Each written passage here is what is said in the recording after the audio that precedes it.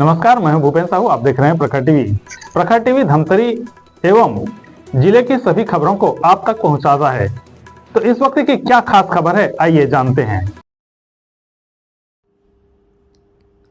देश में धमतरी को एक अलग पहचान देने वाले वरिष्ठ साहित्यकार, कवि, शिक्षक, कवि सम्मेलनों के मंच संचालक, छत्तीसगढ़ राजभाषा आयोग के पूर्व सदस्य स्वर्गीय नवदीप का 15 सितंबर को निधन हो गया था, जिनका अंतिम अरदास एवं कीर्तन कार्यक्रम गुरु सिंह सभा गुरुद्वारा में रविवार को संपन्न हुआ।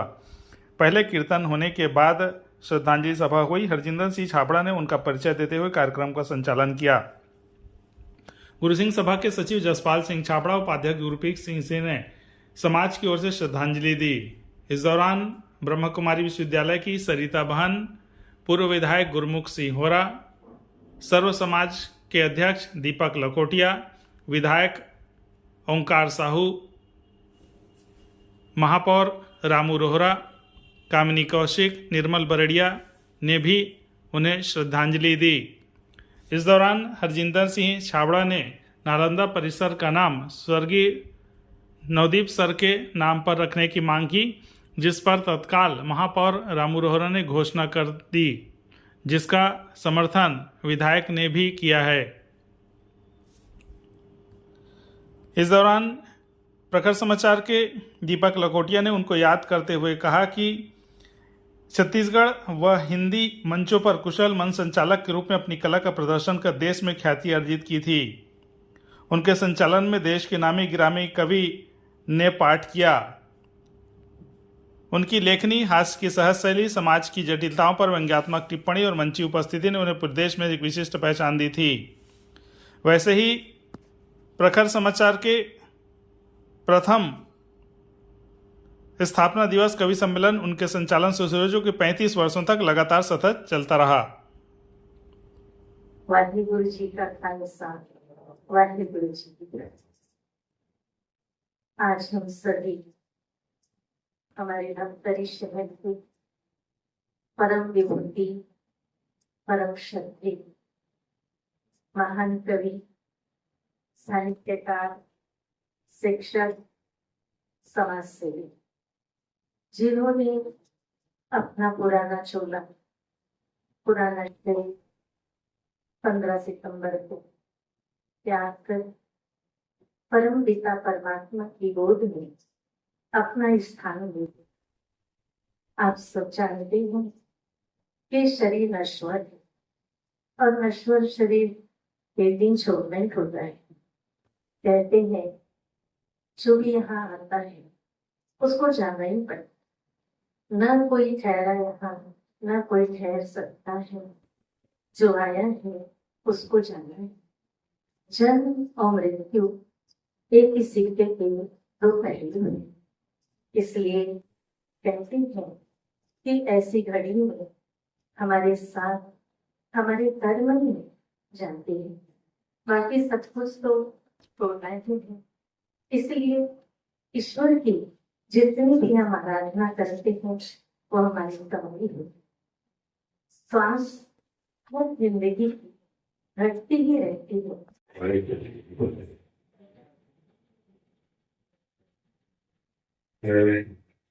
हिंदी में बोला सरदार सुरजीत सिंह नवदीप, जो कि कवि सम्राट के रूप में जाने जाते थे, आज हमारे बीच नहीं रहे। निश्चित ही धमतरी शहर में जो चाहने वाले जो दूर दूर रहते हैं उन सबको इस बात की दुख तो है, परिवार को भी दुख है। मैं तो ये देखा हूँ कवि साहब, अगर मैं कहीं जा रहा होता हूँ और कोई कवि दिख जाए और वो जानता है कि ये धमतरी के विधायक हैं, तो पूछते थे आप तो धमतरी के विधायक हैं, स्वर्गीय नवदीप सिंह को जानते हैं, कवि साहब को जानते हैं। इस तरह की चर्चा कई जगह होती थी और ये कहते थे कि भाई हमारे तो बड़े भाई हैं, बड़े बुजुर्ग हैं, और उनके नाम तो पूरे देश में था और आज भी है। निश्चित ही कवि के सम्राट के रूप में माने जाते थे। और मैंने तो देखा है कि प्रखर समाचार का जब सम्मेलन होता था, कवि सम्मेलन, तो मंच पे संचालन करते थे। अगर कोई कवि गड़बड़ करे तो मंच पे ही डांट देते थे, ये ठीक नहीं बोल रहे हो। तो इस तरीके का उनका स्वभाव, एक शिक्षक के रूप में उन्होंने काम किया और निश्चित ही मुझे उनका हमेशा आशीर्वाद मिला। जब भी कोई बात होती थी तो अपनी सलाह जरूर देते थे और मैं उस बात को मानता था और ऐसी सलाह देते थे कि वो मेरे जीवन में बहुत सारे काम आए। ऐसे महान व्यक्ति को मैं नमन करता हूँ।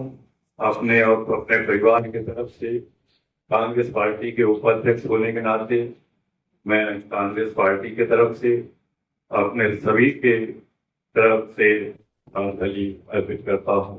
ओम उपस्थित सम्मानित जनों, हम सभी आज यहाँ इकट्ठा हुए हैं श्रद्धांजलि देने।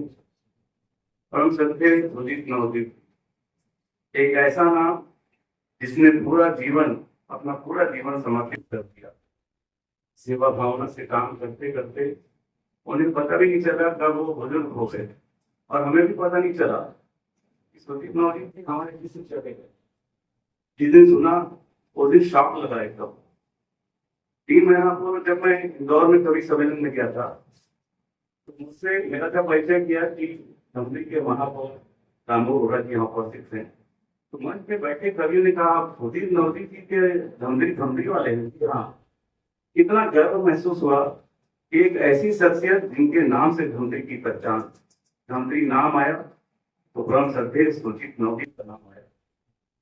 पूरे देश में प्रख्यात कवि के रूप में, हास्यव्यंग्य कवि के रूप में, उसके पूर्व शिक्षा जगत में उन्होंने अपना पूरा समर्पण सेवा भावना से किया। मन दुखी है। परसों ही माननीय मुख्यमंत्री के साथ प्रदेश कार्यालय भारतीय जनता पार्टी के बैठे थे। पुरानी यादें ताजा हुई। माननीय मुख्यमंत्री की याद कर रहे थे उनको। मैंने बताया कि अस्वस्थ थे और बड़े दुखी मन से उन्होंने ये बात कही कि धमतरी की पहचान अब एक साहित्य, हिंदी साहित्य का युग एक अंत हुआ है। आज यहाँ हम सभी श्रद्धांजलि के उपस्थित हुए हैं। आज एक छोटी सी की जाई है बस शिक्षा परिषद नालंदा के लिए। जो पहचान धमतरी की है वो पहचान हमेशा रहेगी। उनका शरीर क्या है हम सबके बीच, उनका नाम अजर अमर है। उदित नवोदित जी हमारे बीच में शरीर रूप से नहीं है लेकिन नाम के रूप से हमेशा याद किए जाएंगे। तो निश्चित रूप से नालंदा परिषद का नाम सुदीप नवोदित जी के नाम से ही रखा जाएगा। मैं आज श्रद्धांजलि सभा के माध्यम से कहता हूँ, बोले सोनिहाल। मैं भारतीय जनता पार्टी के परिवार की ओर से और नगर निगम मंत्री की ओर से उन्हें श्रद्धांजलि अर्पित करता हूँ।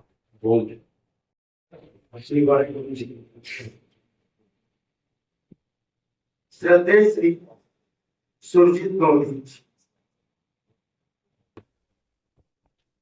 ऐसा यकीन नहीं होता कि हम आज उन्हें श्रद्धांजलि देने के लिए इकट्ठा हुए हैं। शरीर से तो वो 15 तारीख से हमसे बिछुड़ गए, लेकिन मन से, दिल और दिमाग से वो आज भी हैं और सदैव रहेंगे। उनकी लेखनी, उनकी कविता सदैव लोगों को प्रेरित करते रहेगी, एक मार्गदर्शन देगी। उनकी जितनी कविताएं हैं उनमें आपको एक संदेश मिलेगा, एक परिवार के लिए, समाज के लिए एक दिशा देने का एक उनका अपना एक तरीका था।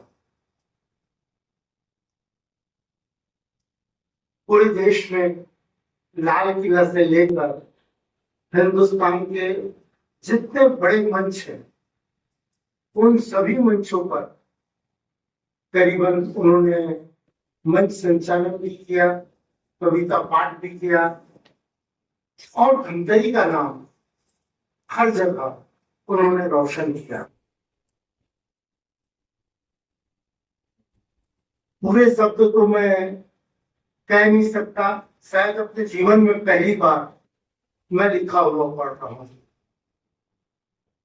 साहित्य जगत के अनमोल सितारे सुरजीत नवदीप, गुरुदेव की स्वर्गलोक यात्रा ने सभी को विचलित कर दिया है। मंचों पर सुरजीत सर मंचों पर कदम रखते ही हास्य व्यंग की मिठास और कविताओं के माध्यम से साहित्यिक फिजा को ठहाकों में बदल देते थे। हास्य कविताओं को उन्होंने एक नई पहचान दी, एक नई ऊंचाई दी। छत्तीसगढ़ी और हिंदी मंचों पर कुशल मंच संचालक के रूप में अपनी कला का प्रदर्शन कर देश में ख्याति अर्जित की। उनके संचालन में देश के नामी गिरामी कवि काका हाथर जी से लेकर आज के सिरमौर कुमार विश्वास तक ने काव्य पाठ किया है। उनकी लेखनी आज की साहित्य शैली, समाज की जटिलताओं पर व्यंग्यात्मक टिप्पणी और मंचीय नाम हिंदी हास्य व्यंग कविता में सम्मान पूर्वक किया जाता है। उन्होंने न केवल कविताओं का लेखन किया बल्कि देश के विभिन्न पत्र पत्रिकाओं में गीत, गजल, हास्य व्यंग कविता और कहानियों का प्रकाशन भी किया। रेडियो और दूरदर्शन में अनेक बार काव्य पाठ तथा कार्यक्रमों का संचालन कर साहित्य प्रेमियों के बीच लोकप्रियता अर्जित की। उनकी रचनाएं, उनकी आवाज, उनकी उपस्थिति मंचों को जीवंत बनाती थी। वे छत्तीसगढ़ राजभाषा आयोग के सदस्य भी रहे। उनके 7-8 काव्य संग्रह प्रकाशित हो चुके थे। एक उपन्यास भी छपा, लाजवंती का पौधा, जो विभाजन की पीड़ा पर केंद्रित था। अगर उनकी 8 पुस्तकों के शीर्षकों को एक साथ जोड़कर एक वाक्य बनाया जाए तो वह कुछ इस तरह बनेगा कि लाजवंती का पौधा लगाने वाला कवि हवाओं में भटकते हाथ के साथ शब्दों का अलाव लेकर चलता था। वे कुर्सी के चक्कर में कभी नहीं पड़े।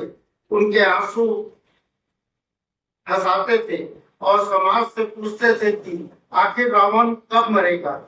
वे खाओ पियो किसको वाले व्यक्ति नहीं थे, वे जीवन से जूझने वाले व्यक्ति थे।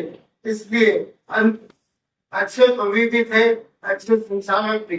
उनकी चर्चित हास्य कविता है जो उन्होंने अपनी सफेद दाढ़ी के लिए कही थी। एक नया रूप धर लिया है मैंने, काला धन था उसे सफेद कर लिया है मैंने। उनकी एक गंभीर कविता भी जिसमें वह कहते हैं, आग लगे ऐसी जवानी में जो देश के काम ना आ सके तो डूब मरे चुल्लू भर पानी में। अपने बुढ़ापे को लेकर उन्होंने एक और कविता कही थी कि जवानी तुझे हम सलाम करते हैं, बुढ़ापा तुझे हम प्रणाम करते हैं। अरे जी लिया जितना जीना था, अब तो हम सबको राम राम कहते हैं। साहित्य जगत के ऐसे अनमोल सितारे सुरजीत नवदीप की को प्रखर समाचार के जन्म से लेकर अब तक उनका पथ प्रदर्शन प्रकाश पुंज की तरह मार्ग अवलोकित करता रहा है। वैसे ही प्रखर के प्रथम स्थापना दिवस कवि सम्मेलन उनके संचालन में शुरू हुआ, जो कि 35 वर्षों तक लगातार सतत उनके ही संचालन में चलता रहा। मेरे ख्याल से देश के ऐसे बिरले व्यक्ति है जिन्होंने 35 वर्षों तक लगातार मंच का संचालन किया है। प्रखर के सप्तरंग में वो स्थायी स्तंभकार थे। कवि जी कवि उनका एक स्तंभ है जो आज करीब 25-30 वर्षों से लगातार प्रखर में छपता रहा है। लेखनी प्रखर के माध्यम से पाठकों तक पहुंचते रहे। प्रखर के वो वरिष्ठ सलाहकार, मार्गदर्शक, संस्थापक प्रोफेसर रहे। इसको कहते हैं। ये अगर हम देखें तो सुरजीत सर ने जो बताया, कभी भी किसी भी कार्यक्रम में जो समय निर्धारित होता था उस समय से 5 मिनट सर पहुंच जाते थे। हम लोग अगर कार्यक्रम में सर आने वाले हैं तो थोड़ा सा भय महसूस करते थे कि पहले पहुंच जाए, नहीं तो 2 शब्द उनका सुनना पड़ेगा। कभी किसी ने सुरजीत सर को गर्म स्वभाव में बात करते नहीं देखा, लेकिन वही उन्होंने अपने छोटे भाई को, जो एक बार पढ़ने से मना कर दिए कि मैं पढ़ाई नहीं करूंगा, तो उन्होंने कहा कैसे नहीं पढ़ेगा तू, बोले नहीं पढ़ूंगा सर, कपड़े उतार, सर्दी भी नहीं पहना के घर से बाहर निकला। रात को बाद वो बाहर का सवेरे दरवाजे खटखटा के बोला नहीं मैं पढ़ाई करूंगा, और पढ़ाई यहाँ तक की जीवन में इंजीनियर बन के समाज की सेवा किया उन्होंने, और भैया के ही मार्गदर्शन में उन्होंने एक अच्छा जीवन यापन किया। तो अनेक ऐसे अनुभव है सर के साथ जिए हुए। कई बच्चे मिलते हैं मेरे को, आज अनेक पोस्ट पर पहुंच चुके हैं, बड़े पोस्ट पर पहुंच चुके हैं, वहां मिलो तो धमकी। तो ये थी अब तक की खबरें। अन्य खबरों के लिए प्रखर टीवी के संग बने रहिए। बहुत जल्द मिलते हैं।